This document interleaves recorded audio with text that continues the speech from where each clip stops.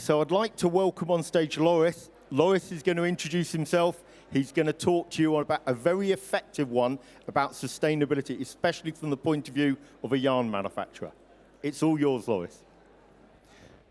Okay, thank you for the introduction. Good afternoon to everyone. I'm Loris Maestri. I'm a chemical engineer, and I work in the R&D team of RadiciGroup. RadiciGroup, I will show you later anyhow, is an important yarn producer. And today I would like to show you a little bit how we approach sustainability, both from a production point of view, but also on a product point of view. So sustainability is something which is really inside our DNA. And also our president, Mr. Angelo Radici, is really devoted to sustainability. And here I put a quotation, which is inspiring for us, so that a sustainable future belongs to those who make it happen and not just to those who imagine it. And this is exactly what we have all in mind in the company. RadiciGroup is a vertically integrated company in polyamide production. So starting from the chemistry of the polyamide, in which we have a dedicated business area, specialty chemicals, where all the chemical intermediates and polymers are made. Afterward, we also have high-performance polymer, and the business area has the same name, so high-performance polymer, dedicated to compounding of those kind of polymers for many applications. And the last one, but not least, the Advanced Textile Solutions, so the one in which I'm working in, which is dedicated to fiber production. Inside of the Advanced Textile Solution business area, we both have continuous polyamide filament, polyester, and discontinuous polyamide filament. Aside from all those three business areas, we also have the production of non-woven and personal and protective equipment for industrial and the healthcare fields. So just giving you some numbers, so who RadiciGroup is. Last year, sales were around 1.5 billion euros. We are roughly 3,000 employees divided into more than 30 production and sales units around the world. As I was saying, RadiciGroup is located all around the world, but mainly in the north of Italy and in Europe. In Italy, we have our headquarters, and especially our fiber production site are located in the north of Italy, close to the Bergamo area. So today, I would like to give you an overview of what the business area of Advanced Textile Solutions is approaching sustainability. First of all, we start with a low-impact production. And today, we will go into the details of what a low-impact production is. Then we have three main pathways of sustainable products. The first one is recycled material. We already have in our product portfolio recycled offer, which includes recycled nylon 6 and 6/6. So Renycol is the brand which is covering both the two elements. And Repeatable, which is our recycled polyester yarn. Another pathway is the solution dye technology, in which we really trust, since through this technology we are able to provide already dyed yarn, so we are able, our customers are able to save water, energy, and chemicals. Last one, but not least at all, is the bio-origin. So under the brand Biofill, we include all our bio-based offer. So in this case, we are not referring to standard fossil-based material, but we are relying on renewable sources. Thanks to the chemistry of polyamide and polyester, since we are talking of thermoplastic materials, we can obtain a fully recyclable behavior of all those materials. So everything closed, the loop is closed thanks to the recyclability at the end of their life. This is our production plant of Radici yarn, which is located in Villa Dogna, close to the mountain, in a very beautiful landscape. And this is also another important reason why we really are devoted to sustainability. So, thanks to the investment done in the previous year and the fine-tuning of our processes, we are now very proud of all those results in terms of savings. First of all, the savings in terms of direct greenhouse gases emissions. Here you see in this plot from 2011 to 2021, we have a decrease of direct greenhouse gases emissions around 70.3%, which is a huge savings in terms of CO2 emission in the environment, and less than 60% of savings in terms of emissions per ton processed in the whole group. Together with CO2 emissions, another important aspect and raw material also for our company is water. We all know that water is absolutely precious, and our aim is to save as much water as possible. 99.83, so almost all the water that we use in our processes is not diverted from human consumption. And in our plants, we are able to recycle and reuse water up to 6 times per production. So we are able, in comparing our production of 2021 to 2019, we were able to save 4.7 million of cubic meters of water, which means approximately 300,000 households water need. Together with the saving in terms of water, also energy, electric energy, is extremely important, as we all know. And compared to 2019, our consumption of primary energy from fossil fuel were reduced by 14.7%. Here you see the decrease along the years, so from 10 years ago to now. And we are continuing on this route in order to obtain even lower results. Today, our energy mix for electricity comes from renewable sources. More than 50% is already obtained from renewable sources like hydroelectrical plants and so on. And many companies in our group are already using 100% renewable green energy. Here you see all the list of the company which are fed 100% with green energy. What is important to underline is that even polymerization line for PA6 in Villadogna and in Casnigo runs with 100% green energy.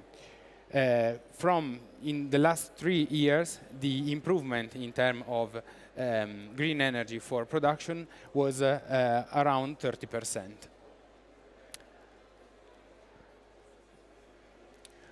A case study, so an example of how we optimize our production and how we are able to obtain those kind of results, is in this slide. So here you see the 3-generation plant, which is located in Villadogna.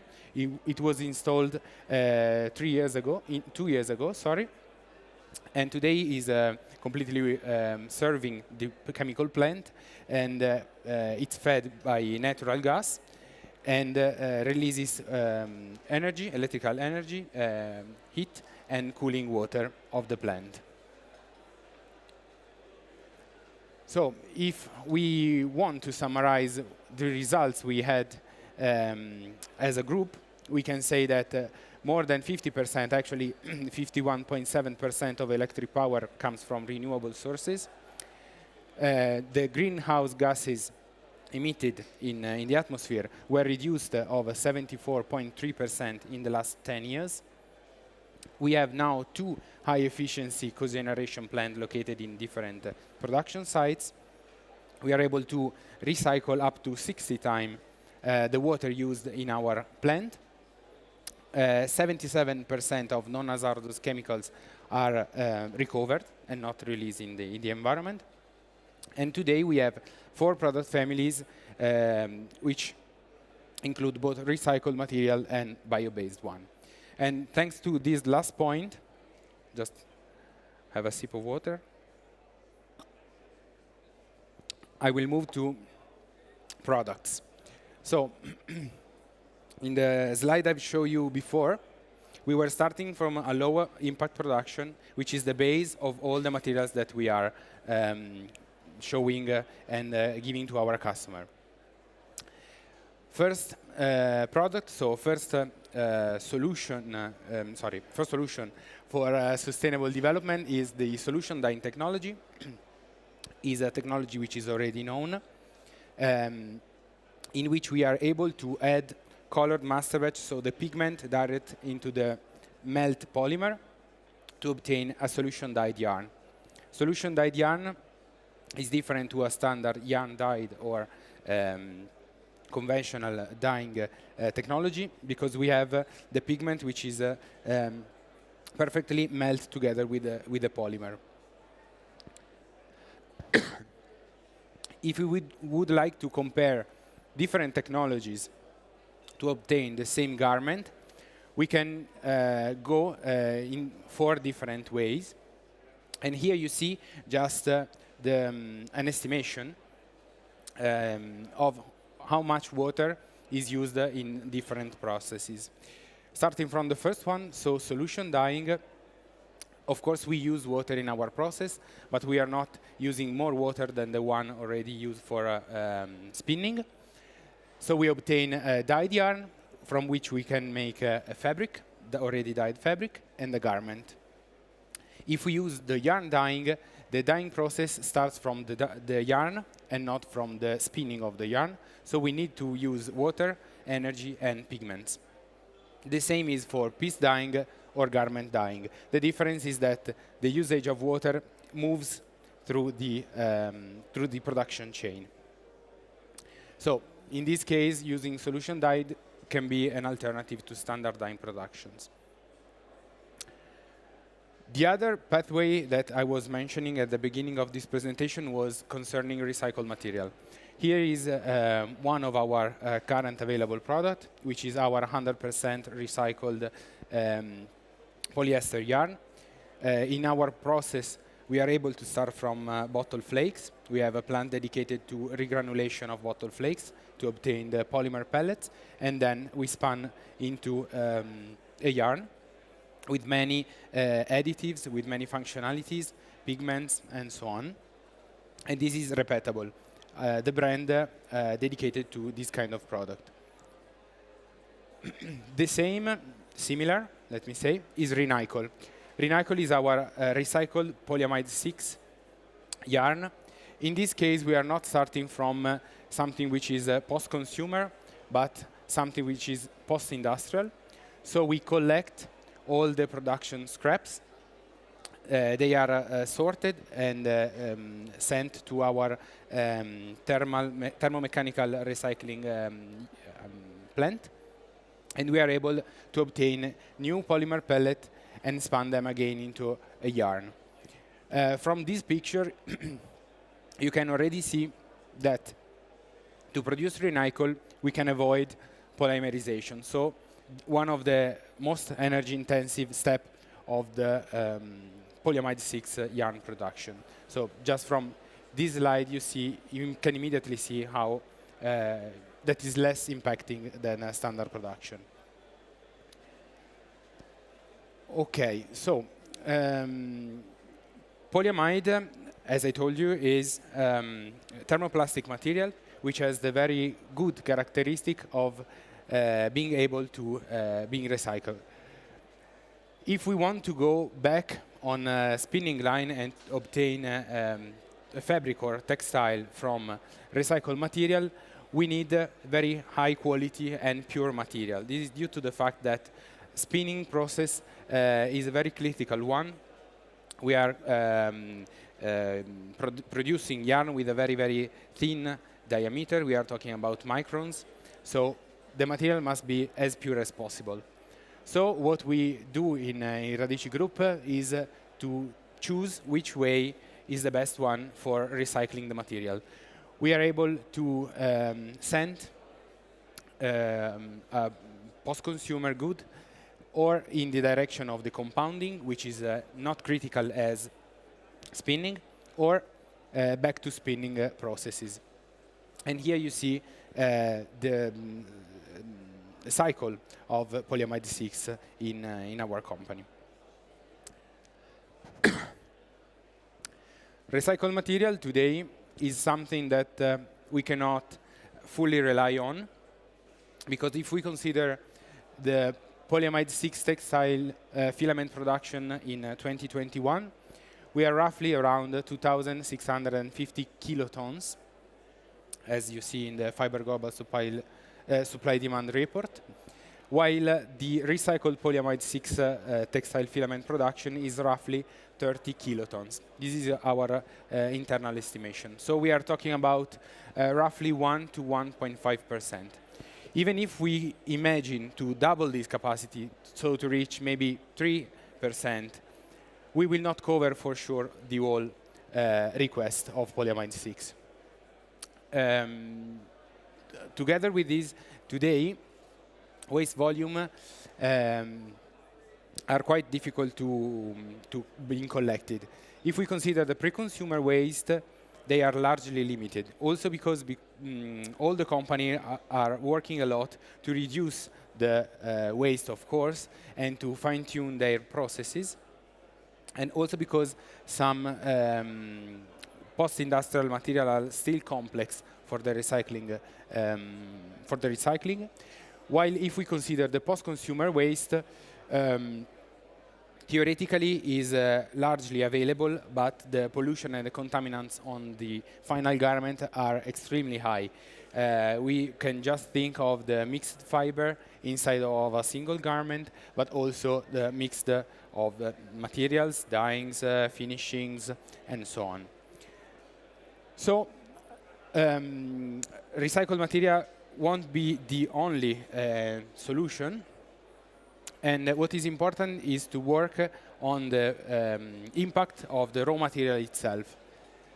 And this is what we are doing thanks to our strong relation with our supply chain, especially with Fibram.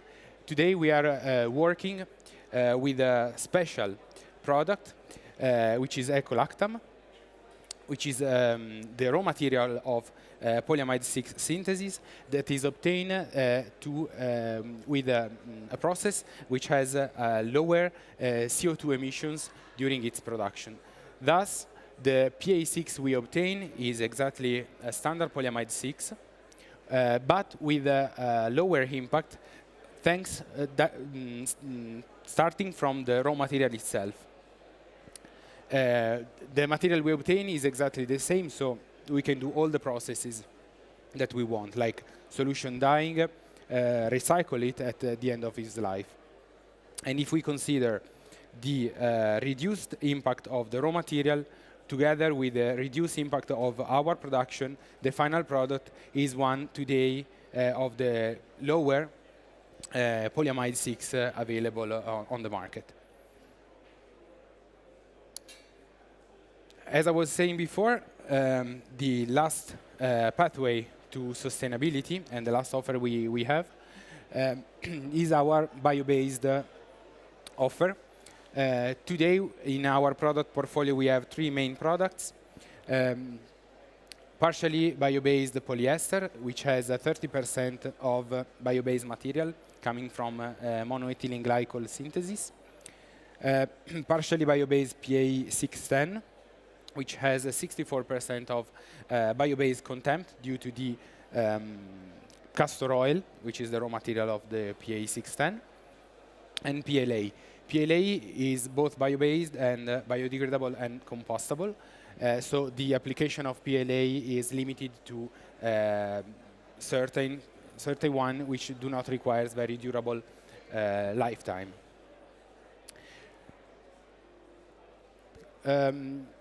Bio-based material are something which we really trust, and this is why I would like to show you also our latest development. And thanks to the strong partnership with Arkema, we are now able to spin polyamide 11. Polyamide 11, which is 100% obtained by castor oil, so 100% bio-based. And in particular, polyamide 11 from Arkema comes from a very traceable source and responsible and sustainable farming. Thanks to also the Pragati initiative, which is an initiative involving many companies of cultivators and farmers of castor oil, can guarantee us the full traceable material. Polyamide 11 is also interesting because the castor oil does not cause deforestation and it grows in poor soil, so we are not losing production areas for human. And during the production of PA11, all the material are used, even the waste obtained in the process. What you can see here is roughly the process of obtaining PA11. Okay.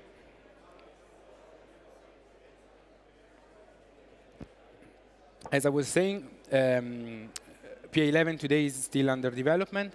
Anyhow, we have quite a good experience on it. And it's a material that has a very interesting characteristic that still needs to be discovered for different application. Okay, so everything that I show you in those slides, so all the results that we were able to show today and to disclose with you are not just values that we are evaluating internally, but to be really to have a real impact, they must be measured and certified. And this is exactly what we do since many, many years. We are roughly 20 years old in producing a sustainability report that we publish year by year, and which is externally certified. So all the data that we are disclosing today were evaluated and certified.